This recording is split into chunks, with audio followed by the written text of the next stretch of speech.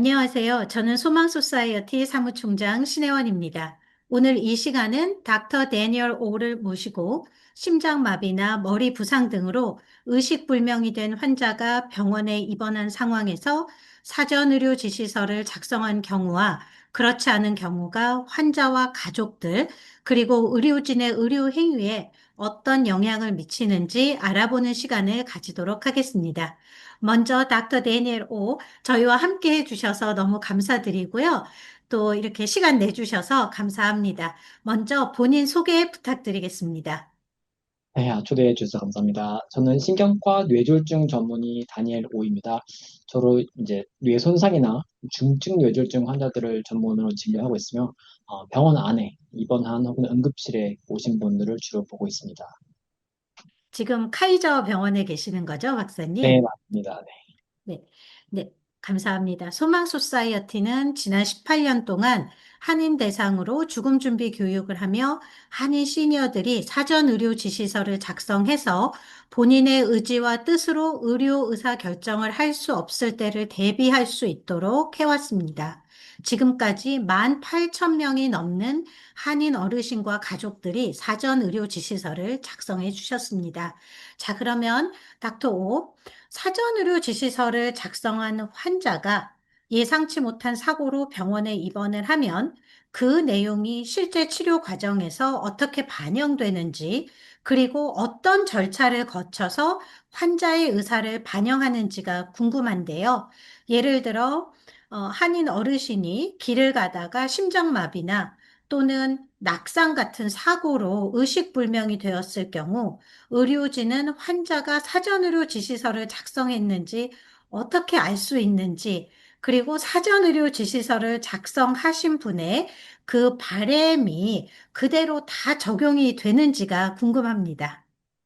네, 너무 정말 중요한 질문 주셨습니다. 저희 의료진들에게 있어서 특별히 이런 응급 상황에 중증 환자들에 한해서 이런 사전 의료 지시서는 정말 중요합니다. 우선 말해 주셨다시피 이제 사전 의료 지시서가 있으신 분들 가운데 이것을 지갑에 보관하고 계신 분도 계시고 전자 의무 기록, 카이저 같은 큰 시스템에는 한 번 올라간 전자 의무 기록 안에서 모두가 다 열람을 할 수 있기 때문에 이 전자 사전 의료 지시서는 정말 용이하고요. 이제 물론 가족분들이 계시거나 환자가 갖고 있는 서류를 통해서 볼 수 있지만 날짜까지 적혀 있고 사인까지 되어 있는 사전 의료 지시서는 정말 더할 나위 없이 제일 중요한 서류로 분류가 됩니다. 그 서류가 있는 경우에는 응급 상황에 응급 치료를 진행하는 과정에서 환자가 기록해놨던 그 가치관과 바람에 최대한 의거하고 부합하도록 의사 결정을 하는데요. 이것은 환자의 목소리와 같은 것이라서 이것이 없이는 특정 상황에서는 의료진들도 참 힘든 결정을 내리기도 합니다. 물론 모든 요구하는 것들이 요청이 그대로 이루어지기는 없지만 가능한 임상적으로 가능한 것에 한해서는 환자의 기록된 가치와 그런 바람들을 가능한 반영하는 것이 저희의 원칙입니다. 그러면 환자가 사전의료 지시서를 썼더라도 의료진이 판단하에 환자와 바램과는 다른 형태로 치료가 이루어질 수도 있는 건가요, 박사님? 네, 맞습니다. 이것이 참 의료 어떤 기술의 한계이자 참 이해하기 어려운 또 예측하기 어려운 부분인데요. 특히나 이런 뇌 손상 혹은 중증 뇌졸중 같은 경우는 그 예후를 정말 한 시간 단위 혹은 하루가 다르게 경고할 수 있기 때문에 정확한 그 예후와 급진적인 그런 진행에 있어서 저희가 예비할 수 없는 것들이 많이 있습니다. 그래서 물론 처음에 응급실에 오셔서 낙상하셔서 너무 편해 보이시고 어머님이 금방 나으실 것 같다 예측했지만 하루 이틀 다르게 많이 또 예후가 안 좋아지는 경우가 있기 때문에 그 사전 의료 지서라든지 이런 서류들이 대비하는 경우에 있어서 아주 중요한 역할을 합니다. 이것들이 하루가 다르게 바뀌어가는 환자의 그런 예후와 경과에 있어서 모든 임상적인 결정을 그때그때 응급적으로 할 수 없는 것이 저희 한계입니다. 밤새 어떤 일이 생기고 갑자기 호흡 곤란이 오시는 이런 경우에 있어서 호흡관 삽입 등 정확한 저희의 어떤 그런 지시 없이는 환자가 원치 않은 호흡관 삽입 혹은 여러 가지 다른 관 삽입 등을 특히 걱정을 하는데요. 저희 의료진 입장에서는 환자가 분명히 원치 않았던 것들을 존중하는 것은 해주는 것은 철학적으로 참 중요합니다. 감사합니다. 그러면 저희가 사전 의료 지시서를 얘기를 하는데 또 그 폴스트라고 불리는 의사의 연명치료 지시서도 있고 또 심폐소생술을 하지 않겠다고 하는 그 DNR이라고 불리는 서류들도 있는데 요 서류들에 어떤 차이가 있나요? 네, 아주 중요한 질문이신 맞습니다. 네, 저희 사전 의료 지서는 이제 건강하신 분들이나 이제 정신이 온전한 분이 하면서 미래 의료 자신의 어떤 예측할 수 없는 일들이 발생했을 때 이런 대비적으로 그런 본인의 의사 기록을 아주 그냥 광범위하게 원하는 대로 작성할 수 있는 것이 사전 의료 지서의 정말 중요한 역할입니다. 이것은 자신의 어, 뭐 자유롭습니다. 아주 광범위하고 이런 대비책이고요. 전반적입니다. 하지만 이 폴스트라고 하는 Physician Orders for Life Sustaining Treatment 이것은 의료진이 의사가 직접 작성하는 그런 아주 구체적인 치료 지시서입니다. 이것은 이제 박스도 있고요. 제가 체크를 해가면서 호흡관 등 위관 등 연명 치료가 어디까지 이루어질 수 있는지 제한하는 서류인데 이것은 주로 이런 중증이나 말기 환자, 무슨 호스피스라든지 이러한 중증 말기 환자들에 한해서 저희들이 미리 예비책을 의료진이 정해주는 것이고요.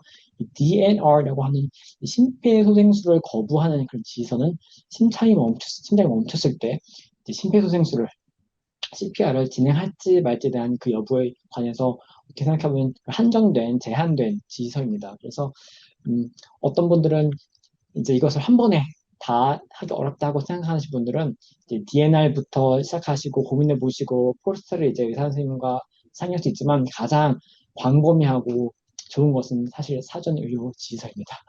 네. 네. 그러면 사전 의료 지시서를 작성하지 않은 환자가 예상치 못한 사고로 아까 말씀드린 것처럼 그렇게 이제 그 심장마비가 갑자기 왔다거나 또는 차에 그 교통사고를 당해서 의식불명 상태로 이제 병원에 도착했다고 한다면 의료진과 병원은 어떤 절차를 따르게 되는지요? 그리고 환자의 치료가 이런 경우 어떻게 결정이 되는지 그것도 궁금하고요. 근데 만약에 사전 의료 지시를 작성하지 않은 환자인데 평상시에 그냥 가족들에게 말로 나는 만약에 무슨 일이 생기면 생명 연장 치료를 하고 싶지 않아라고 평상시에 구두로 얘기를 하셨다면 이런 경우에 의료진은 어떤 절차를 따라 환자의 치료를 결정하게 되는지요? 네, 정말 중요한 질문입니다. 이런 사전 의료 지시서가 없는 경우, 우선적으로 의료진은 응급적으로 응급조치 혹은 호흡 기도를 확보하고 생명을 살리기 위한 그런 치료가 기본적으로 진행되는 것이 사실인데요. 만약 가족분들께서 함께 오시고 동행하셨을 때 함께 오신 분들이 한해서 이런 것들을 대신 구두로 전한 것들을 말씀해 주실 수 있고 혹은 서류를 갖고 있는 경우도 좋지만 그런 것들을 의견을 저희에게 전달해 줄 수 있는 경우에는 그것을 저희가 대리적으로 존중하여서 환자 스스로가 대변할 수 없을 때에 그 보호자가 결국 대신 결정하게 됩니다. 이 보호자가 누구냐는 것은 또 다른 질문인데요. 어쨌든 함께 있던 그 케어기버가 그 의사 결정을 대신 해주는 것이 통상적이고요. 만약에 환자가 평소에 그런 연명 치료나 호흡관 삽입, 미과 이런 것들이 원치 않는다고 말하는 사실이 있다면 물론 이것을 존중하려 하지만 그 예후가 좋다거나 절개술이라든지 수시술로 인해서 그 예후가 좋아질 수 있는 그러한 상황이라면은 그것들을 의료진이 설명을 이제 보호자분들께 하는 경우도 있습니다. 하지만 중증이라든지 이러한 심각한 뇌 손상에 있어서는 이 이런 기록이 없거나 환자 본인이 없는 경우 일단 위관 그리고 호흡관 삽입이 진행되는 경우가 많이 있습니다. 그러면 혹시 가족이 이제 가족 중에도 의견이 갈라질 수가 있잖아요. 그러니까 사전의료 지시서를 작성하지 않으셨는데 가족 중에 뭐 큰딸은 엄마가 평상시에 나한테 이렇게 생명 연장술 하지 말라고 얘기하셨어 라고 하는데 예를 들어서 그 작은 딸은 아니야. 그래도 엄마를 일단은 살리고 봐야지 엄마의 의견만을 존중할 수는 없어라고 가족 간의 의견 충돌이 생기는 경우에는 굉장히 곤란하실 것 같아요. 어떻게 이 상황을 대처를 하시나요? 네, 맞습니다. 꽤나 자주 있는 일인데요. 모두가 이제 사랑하는 마음에서, 환자를 사랑하는 마음에서 당장에 그 기도를 확보하고 관삽입과 이런 조금 좀 심할 수 있지만 불편할 수 있지만 그런 당장의 그 맥박과 호흡을 살리기 위해서 모든 치료를 진행하는 경우를 밀어붙이는 경우도 자주 있고요. 보통 이제 다른 가족분들이 오셔서 부모님은 이게 이 예후가 좋지 않다면 중증 뇌손상이나 이런 중추신경계에 손상이 너무 클 것으로 예측이 되어 이런 의료팀이 어떤 소견이 예후가 좋지 못할 것이다라는 의견을 주시면 이제 그러한 일련의 응급적인 치료들을 거부하고 완화 치료는 뭐 흔히 들어보셨겠지만 뭐 palliative hospice 이런 완화 치료를 진행하는 경우가 있습니다. 하지만 이런 충돌이 있는 경우는 의료진 입장에서는 가족이 그래도 함께 한 결정을 해오는 것을 중요시 여깁니다. 이것이 힘들 때는 중재팀이 있는데요. 보통 이런 완화 의료팀, palliative care 팀이 있는 경우가 있고, 뭐 심각하게는 생명윤리위원회까지 올라가는 경우도 있습니다. 이런 그 가족이 분명하지 않고 하는 경우는 물론 소셜워커나 케이스 워커들이 그것들을 이제 판단을 하여서 가족 미팅을 따라잡고 누가 그 환자분과 오래 살았거니와 함께 있었거 이런 것들을 분석하여서 저희들에게 주로 의견을 주곤 합니다. 그래서 이런 가치관이 의료진과 충돌한 경우가 있고 가족 내에서 그런 가치관이 충돌할 때 저희 의료진만 단독적으로 의견을 주는 것이 아니라 이런 완화 의료팀 그리고 이런 생명윤리위원회까지 가는 경우도 있기 때문에 가능한 가족의 사랑하는 보호자들의 판단을 함께 고려하는 것을 저희는 원칙을 하고 있습니다. 네, 박사님께서도 그 카이저 병원의 생명윤리위원회에 속해 계시지요? 네, 맞습니다. 네.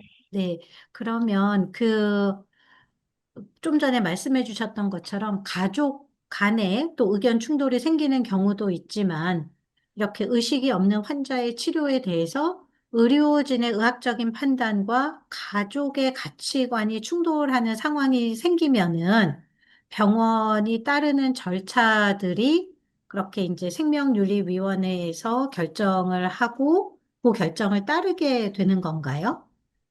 네, 전반적으로는 이게 대화로 잘 풀어지거나 이런 서로 존중하는 것들이 원칙인데 아무래도 상황이 긴박하거나 상황이 이런 호전되지 않고 안 좋아지는 경우 이제 의료진도 그런 신경과 혹은 내과 이제 중환자실에 있는 의사분들 여러 가지 분들이 이제 같이 함께 이런 다각면의 의견을 내려고 합니다. 그래서 보통 이미 이런 그런 경우는 응급실에 오시자마자 이루어지는 대응은 아니고요.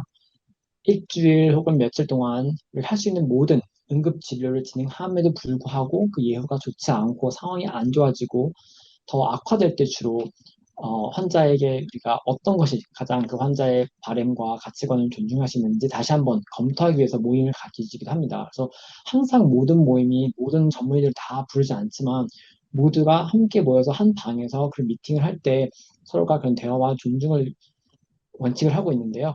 맞습니다. 어떤 경우는 어떤 의견이 결국 부합하지 않고 모이지 않았을 때 저희는 시간을 주는 경우도 있습니다. 우리가 뭐 3일 내지 5일 시간을 경과를 두어서 환자 스스로의 그런 컨디션과 환자 스스로가 어떤 방향을 갈지 환자 스스로가 그때 declare 한다는 표현을 쓰는데요.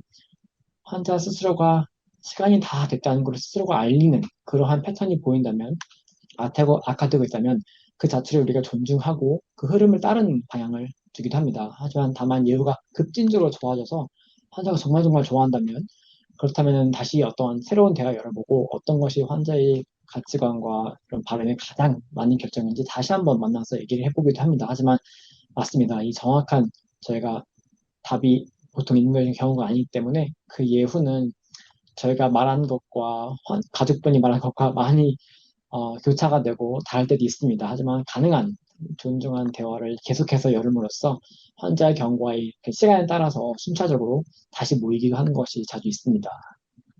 네, 감사합니다, 박사님. 그러면은, 오늘 이제 인터뷰를 마무리를 하면서 마지막으로 의사로서 그리고 또 특별히 또 생명윤리위원회의 또 위원으로 이렇게 그 예상치 못한 사고를 당하거나 또는 말기에 치유가 안 되는 그런 병으로 인해서 또 고통받는 그런 환자들 가족들을 많이 보셨고 또 이분들을 또 많이 대하셨고 이분들의 의사를 최대한 존중하면서 또 그분들의 마지막이 아름답도록 애쓰시고 계신데요. 환자와 가족들에게 꼭 당부하고 싶은 말씀이 있다면 어떤 얘기인지 나눠주십시오. 네, 감사합니다. 제가 환자분들과 가족분들에게 꼭 드리고 싶은 말씀은요. 이 사전 의료 지시서는 본인을 보호하기 위한 본인의 바램과 가치관을 표명하기 위한 서면의 기록이기도 하지만 정말 사랑하는 보호자분들을 보호하기 위한 그분들 갈등을 보호하기 예비하기 위한 정말 최선의 의무이자 어떤 사랑이기도 합니다. 이 표현된 것들이 본인 의사가 잘 반영됐을 때 정말 응급 상황에서 생사를 다투는 그 위기 상황에서 가족들 가운데 의견이 좁혀지고 또 의료진들 가운데 이 환자를 존중할 수 있는 그 상황을 만들어주는 것이 정말 작은 배려이지만 아주 중요한 배려라고 생각이 됩니다. 그래서 많은 분들이 불편하시지만 미리 대화를 꼭 나누시고 사전 의료 지시서를 가족분들과 함께 작성하는 것을 저는 간곡히 부탁드리고 의료진들에게 정말 환자를 존중할 수 있는 선물을 해주신 것이라고 믿습니다. 그래서 꼭 한번 이 본인의 뜻을 서면에 남기는 것을 추천을 합니다. 감사합니다. 네, 감사합니다. 또 오늘 이렇게 시간 내주셔서 다시 한번 감사드립니다. 감사합니다. 이 영상은 서울 메디칼 그룹 SMG와 한인 커뮤니티 재단 KACF 후원으로 제작되었습니다.